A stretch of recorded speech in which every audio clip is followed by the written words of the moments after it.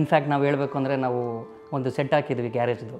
So garage ಸೆಟ್ಟಲ್ಲಿ ಪ್ರತಿದಿನ ಅಂದರೆ 22 ದಿನ ಶೂಟ್ ಮಾಡಿದ್ರು. ಆ ಶೂಟಿಂಗ್ ಅಷ್ಟು ದಿನ ಹೇಗಿತ್ತು ಅಂದರೆ ನನಗೆ ಡೈಲಿ ಕಾಲೇಜಿಗೆ ಬಂದಂಗಿರೋದು. ಸೊ ಯುವರಾಜ್ ಭಟ್ ಸರ್ನ ನೋಡಿದ್ರೆ ಪ್ರಿನ್ಸಿಪಾಲ್ ಥರ ಅನ್ಸೋದು, ಹರಿ ಸರ್ನ ನೋಡಿದ್ರೆ HOD ಥರ ಅನ್ಸೋದು.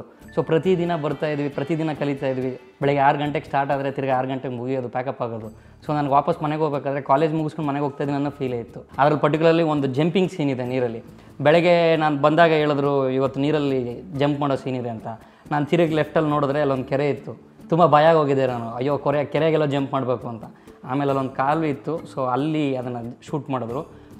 ತುಂಬ ಚೆನ್ನಾಗಿ ಬಂತು.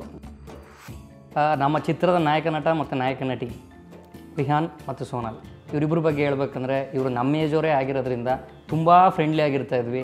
ಸೊ ನಮಗೇನಾರು ಗೊತ್ತಾಗಲಿಲ್ಲ ಅಂದರೆ ನಾನು ವಿಹಾನ್ಗೆ ಏನಾರು ಕೇಳಿದ್ರೆ ವಿಹಾನ್ ನಮಗೆ ಹೇಳ್ಕೊಡೋನು. ಹಾಗೆ ಸೋನಾಲ್ ಅಷ್ಟೇ ತುಂಬ ಫ್ರೆಂಡ್ಲಿ ಆಗಿದ್ವಿತ್ತು.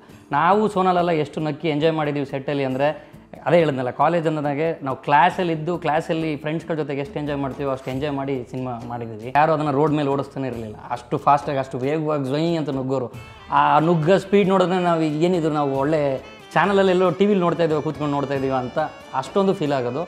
ತುಂಬ ಚೆನ್ನಾಗಿತ್ತು ಎಕ್ಸ್ಪೀರಿಯೆನ್ಸು. ನಾವು ಕಳೆದಂಥ ಮೈಸೂರಲ್ಲಿ ನಾವು ಅದನ್ನು ಶೂಟ್ ಮಾಡ್ಬೇಕಾದ್ರೆ ಇದ್ದಂಥ ರೀತಿ, ಅಲ್ಲಿ ಪ್ರತಿದಿನ ಆಗ್ತಾಯಿತ್ತು ಬೆಳವಣಿಗೆಗಳು, ಅದೆಲ್ಲ ತುಂಬ ಚೆನ್ನಾಗಿತ್ತು.